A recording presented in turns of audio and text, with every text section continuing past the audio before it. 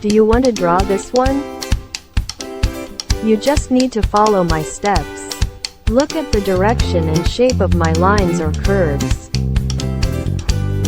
Let's move your marker now. Check it out, it's very easy. Just make lines like this. We don't need complicated theory. Let's draw together. Don't be afraid of being wrong. Everyone has their own artistic soul.